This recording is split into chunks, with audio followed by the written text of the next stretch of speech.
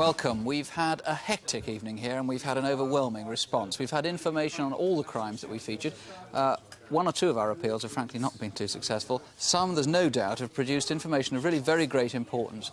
Now let's take first the murder of the 16-year-old Nottinghamshire girl, Colette Aram. We showed how the suspect had been seen in a nearby pub. On holiday, are you? No, actually, I took the wrong turning off the motorway. No, actually, I've come up to visit a friend who lives in Barton. Oh, 91p, please. His stories proved to be false, but they do suggest a degree of local knowledge. He works in the power station, but he's had a bit of an accident, so I was going to visit him in hospital. Thanks.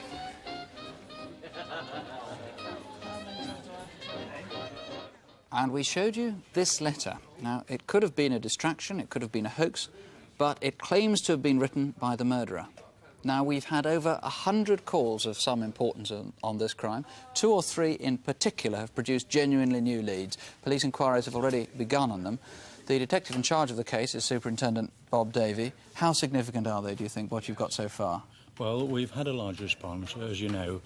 Certain calls have given us new information, but again, it's too early yet to evaluate the exact information that we've got. Now, I know it's very frustrating in 1 or 2 cases too, because we have got information we think may be important, but as you say, it's too early to say. Of course, there's the problem of Colette's parents who may be watching too. We don't want to give them false hopes at this stage. Yes, one's got to bear that in mind, of course, all of the time, but nevertheless, we've had some good information tonight. It's going to take us some time to evaluate it, and we've certainly got some work out of the programme. I gather there's some work that's going on right now. Yes, we've already initiated certain inquiries tonight, and those inquiries are being made at this moment. OK, well, thanks very much indeed. Our phone lines are now closing down here, but if you can help in any way on Colette's killing, please call your local police and mention Crimewatch UK. Or you can ring this number, the murder incident room at Bingham Police Station. It's 0949 382 82. 0949 38282. Now, that number's been flooded ever since we came on the air, I should warn you. If you can't get through on that, here's an alternative, 0949 39192. Bingham 39192. Please, if you can help in any way, keep calling. Well, several people think they own the stolen property we showed you. This is unclaimed treasure that's been held by Devon and Cornwall Police, and we think now we might have traced at least some of the owners. Genuine, do you think, Detective Sergeant John Mansfield? Yes, we've had one very interesting call from a gentleman in London who was ringing on behalf of his brother, and he was claiming this inlaid desk. In fact, when I rang the loser a few moments ago, he'd had a second call from another friend of his who was identifying it as his property as well. It was stolen in January of this year from the London area. And that's the right time? That's the time it was stolen? That's correct, yes. That's terrific. And also, I believe we've had a possible claimant for the little mace there. Yes, indeed. We've had a telephone call from a gentleman who used to live in the city of London, saying that it was possibly stolen as long ago as 1946 from a church within the city. So a possible owner there too? Indeed, yes. Not bad so far. And if you think you might recognise anything else here, ring your local police or call Exmouth Police Station on 0395 264 651. That's Exmouth 264 651. Incidentally, if you try to call us but you didn't manage to get through here to the studio, our apologies. Now, look, we've 40 lines direct through here into the studio. Even they were all jammed from time to time. We'll give you some more numbers in a moment, so if you have what might conceivably be useful information, please don't keep it to yourself. A lot of our calls were to the incident desk. 1 or 2 important ones, 1 or 2 disappointments here. What have we found out? If we can start first with the killing of Isla Karjalainen, the Finnish nurse who was killed, or she was abducted, it seems, on the A40. What have we discovered about that?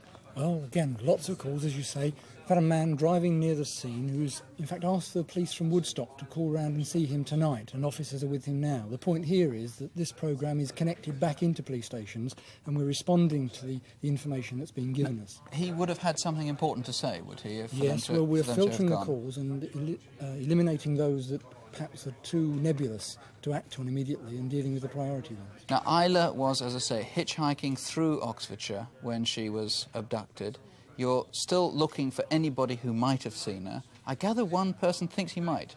That's right. In fact, we've got one man who says he saw a girl jump out of a hedge.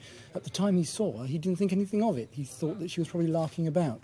Since seeing the reconstruction, he suddenly thought about it again and thinks now that this girl was probably very distressed, and certainly tallies up with the description of Isla in the reconstruction. Again, could be a very vital witness, and he saw this girl on the Blenheim estate again, near where Isla's body was found. Remember, there's 5 miles distance between her body and where the rucksack was found. Remember that Finnish flag and the Finnish money. That's a very, very chilling piece of information. Now, the bus, there was a bus that had been stolen. It was specially adapted for disabled people. As you said, Helen, it was one of the meanest crimes one could imagine. Any clues on that? Yes, promising, Nick. Callers have reported sightings in England, Scotland and Northern Ireland. Good Lord. In fact, the officer who is leading the case, Detective Sergeant O'Connell, has already taken action on 3 of those sightings, which incidentally are in London. Local police are there now. Good. Actually, it's not unreasonable that it might have been seen in various parts of the country. I mean, the whole point of it was that it was used for touring. Yes, it might of have been course. visiting many places. How optimistic are they? Are they actually going to pick up that bus, do you think? Yes, very, thanks to the callers. Good. One thing I must say that we haven't had a great deal of success about is in trying to find some safes. The City of London police had caught some crooks and found in their possession some photographs of safes, and here they are. Now, if you recognise them, please give us a call. Nobody thinks they've recognised them so far. This first one's a Chubb, and it's by... The only clue we've got is by these electrical sockets. Do you know, have you ever worked in a place which has had a safe like that, near sockets like this? The second one is a much bigger safe. As you can see, it's a walk-in job. The important thing here is look at the wood panelling by the side of it. Nobody so far has rung in saying they've recognised this. If you recognise it, please do let us know. Right, the other thing that we looked at was the killing, or at least, I shouldn't say that, the abduction of Mark Tilsley. Have we got any closer to finding out where he is and what's happened to him? Yes, we have. We've had one man ring in who's given us a lot of very good description of what he thinks was Mark. He was seen in the right area, and he's one of 2 passing motorists. In fact, 2 men saw who they think is Mark, and they've been talking about it amongst themselves for a week, and it's the programme that's made them ring up and think, you know, it's time to call, and that's what they've done. So they'll be seen tomorrow. And in fact, there's another piece of information coming between talking to you.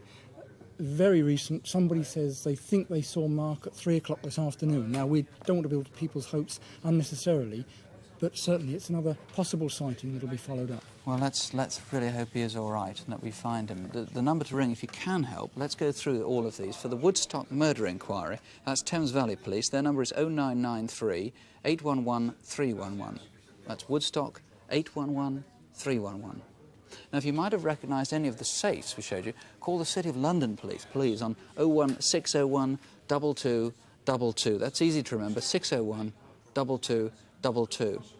And if you know anything about the bus for the disabled, the Metropolitan Police would like to hear from you, 01200 2947. Now, don't worry, if you didn't get those numbers down, you can just call your local police station, mention Crimewatch UK, and tell them what you can. Sue. Well, now the stamp theft, possibly the biggest in the world. £250,000 worth went missing from a van in the City of London on Monday the 26th of March. Do you use this bank or cash point? And if so, do you recall seeing this blue van or anyone or any vehicle near it? Because by 2:05, the van had been opened and £250,000 worth of stamps had gone. Well, the officer in charge is Detective Chief Inspector Alan Goodman. What have we found out so far now? Well, I'm pleased to say we've had 4 or 5 calls respecting the stamp theft. I'm cautiously optimistic in relation to 2 of them. Certainly the cards showing the postal history, somebody rang in and said they felt they recognised them. And also I have some inquiries to make as a result of calls from people who are obviously in the stamp trade, not necessarily dealers but certainly collectors, and I'm hopeful that those inquiries will produce results. So they're promising leads. Any particular stamps that they've been recognised? There are some, as I say, that showing the postal history, which was shown earlier, and somebody rang in about that. We are hopeful that that will lead to some inquiries being completed. Let's hope so, thanks. And the number to call if you know anything, and remember there is a big reward in it, £24,000. It's Bishopsgate Police Station, 01601 2222. That's 01601 2222. Or call your local police. And finally, those forged car documents. This is one of them. Several of you rang up to say you didn't have a chance to get the numbers of the forgeries down. Here they are. Check your own vehicle registration document for any of these numbers, and if any of them appear on your documents, please tell your local police. Just mention Crimewatch UK. And if you've got a second-hand car, don't forget to check that the numbers on the engine and on the chassis, somewhere underneath the bonnet, tally with the numbers in the car's logbook. If they don't, tell the police, because your car may be a stolen one and they may be able to help you get your money back. If you leave it until the computer catches you, it may be too late. That's it, to say we are now closing our phone lines down here. Do ring your local police if there's any way that you can help. There's nothing more for us to say except thank you. Thank you for watching. Thank you for calling if you did. We'll be back next month. But remember, if there is any way you can help to prevent a crime, please don't wait for us. Don't wait for someone to be hurt. Tell the police. They'll be waiting for your call. Good night. Good night.